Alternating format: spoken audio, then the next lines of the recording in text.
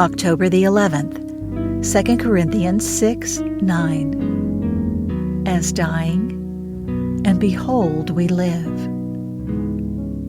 I had a bed of asters last summer that reached clear across my garden in the country. Oh, how gaily they bloomed. They were planted late. On the sides were yet fresh blossoming flowers, while the tops had gone to seed.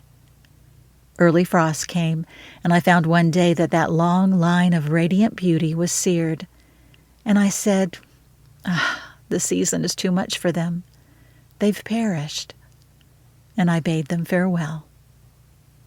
I dislike to go and look at the bed. It looks so like a graveyard of flowers. But 4 or 5 weeks ago, one of my men called my attention to the fact that along the whole line of that bed, there were asters coming up in the greatest abundance. And I looked, and behold, for every plant that I thought the winter had destroyed, there were 50 plants that it had planted. What did those frosts and surly winds do?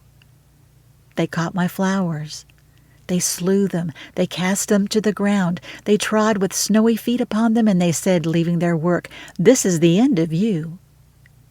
And the next spring, there were for every root 50 witnesses to rise up and say, "By death, we live." And as it is in the floral tribe, so it is in God's kingdom. By death came everlasting life. By crucifixion and the sepulchre came the throne and the palace of the eternal God. By overthrow came victory. Do not be afraid to suffer. Do not be afraid to be overthrown. It is by being cast down and not destroyed. It is by being shaken to pieces and the pieces torn to shreds that men become men of might, and that one a host. Whereas men that yield to the appearance of things and go with the world have their quick blossoming, their momentary prosperity, and then their end, which is an end forever.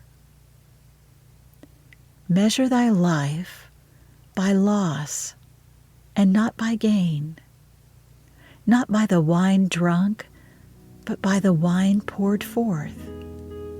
For love's strength standeth in love's sacrifice, and he who suffers most has most to give.